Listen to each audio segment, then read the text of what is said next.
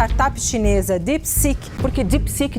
Sobre a DeepSeek. Um chatbot de inteligência artificial da startup chinesa DeepSeek. De onde surgiu DeepSeek? Em janeiro de 2025, a startup chinesa DeepSeek lançou um novo modelo de inteligência artificial que simplesmente chocou o mundo. Custando 100 vezes menos e obtendo resultados tão bons quanto os melhores modelos de inteligência artificial do mundo, o R1 fez muita gente se questionar. Será que as empresas de tecnologia americana não estão jogando dinheiro pela janela, gastando bilhões e bilhões de dólares para treinar os seus modelos? A consequência disso foi devastadora. Em um dia, mais de $1 trilhão foram aniquilados da bolsa de valores, sendo que somente as ações da Nvidia desabaram mais de 17%, o que é a maior queda já registrada na história dos Estados Unidos. A pergunta agora é: será que toda essa queda das ações da Nvidia realmente fazem sentido?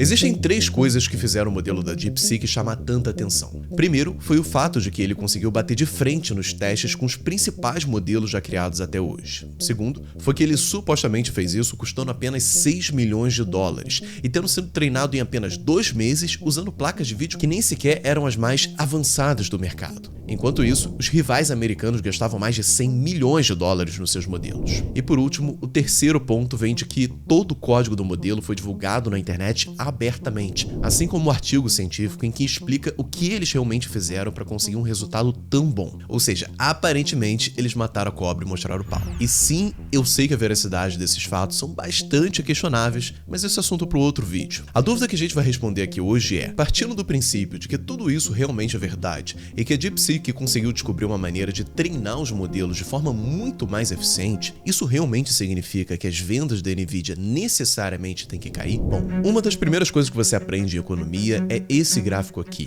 que descreve a lei da oferta e da demanda. Nele estão desenhadas 2 curvas. Uma delas é chamada de curva de demanda, e ela mostra que quanto maior for o preço de um produto, menos gente vai querer comprar ele. Já a outra se chama curva de oferta, e ela mostra exatamente o oposto. Quanto maior for o preço desse produto, mais gente vai querer vender ele para as pessoas. Cada produto vai ter uma curva de oferta e uma curva de demanda diferente, o que vai depender de coisas como o quanto as pessoas estão dispostas a continuarem comprando aquilo, mesmo que o preço daquilo suba. Essa sensibilidade das pessoas ao preço do produto, por sinal, é o que os economistas chamam de elasticidade. Quanto maior for a sensibilidade, maior vai ser a elasticidade, o que significa que qualquer aumento no preço vai fazer com que as pessoas comprem muito menos daquele produto. O motivo pelo qual eu estou te explicando isso é porque aconteceu algo algumas centenas de anos atrás, quando o Reino Unido ainda era a maior potência do mundo, assim como os Estados Unidos são hoje, que pode mudar completamente a sua visão sobre o que aconteceu agora com a Nvidia. Naquela época, o Reino Unido enfrentava um grande dilema. Apesar dele ser a maior potência do mundo, tanto as suas indústrias quanto os trens e os navios dependiam de uma única coisa para funcionar: o carvão.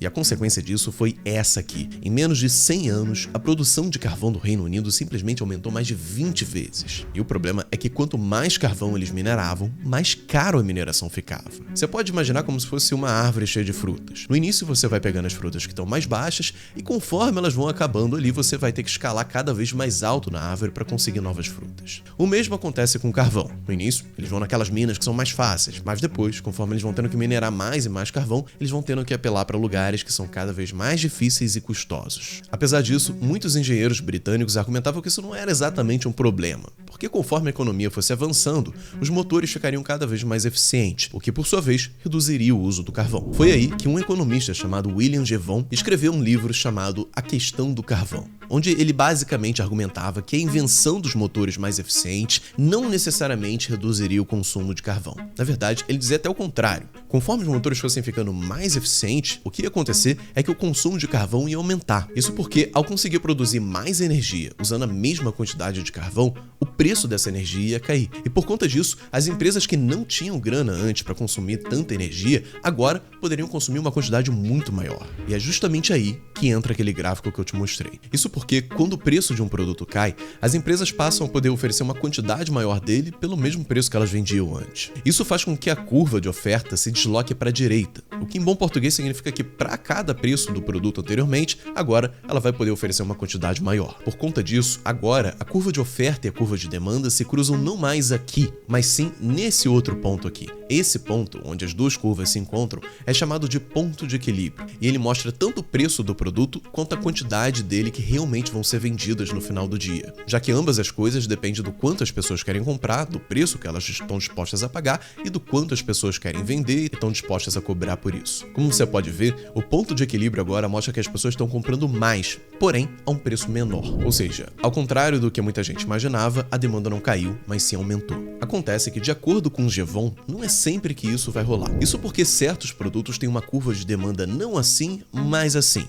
Nesses casos, as pessoas vão comprar a maior quantidade do produto que elas conseguirem por aquele determinado preço. É justamente o que acontece com os combustíveis. Quando os carros ficam mais eficientes e passam a consumir menos gasolina por cada quilômetro que eles rodam, paradoxalmente, o consumo de gasolina da sociedade como um todo não cai, mas se aumenta. Isso porque, como ficou mais barato andar de carro, as pessoas passam a dirigir mais do que elas dirigiam antes. Esse aumento na demanda por conta dos preços mais baixos é chamado de efeito rebote. O efeito rebote pode ser suficiente ou não ser suficiente para compensar a queda na demanda que é gerada pelo fato de que agora as pessoas precisam de menos combustível. Mas nos casos em que esse efeito rebote faz a demanda se tornar ainda maior do que ela era antes, mesmo com as pessoas teoricamente precisando usar menos o produto, ocorre o que ganhou o nome de paradoxo de Jevon. E é exatamente esse paradoxo de Jevon que parece ter acontecido com a Nvidia. Existem basicamente duas coisas que podem fazer um modelo de inteligência artificial se tornar melhor: dados e computadores. É claro que sempre vai ter a chance de alguma inovação técnica ser descoberta e revolucionar a forma como os modelos funcionam. Mas isso não só não é previsível, como também é meio incontrolável. A verdade é que as únicas duas coisas que a gente consegue controlar hoje são a quantidade de dados que a gente vai usar para alimentar os modelos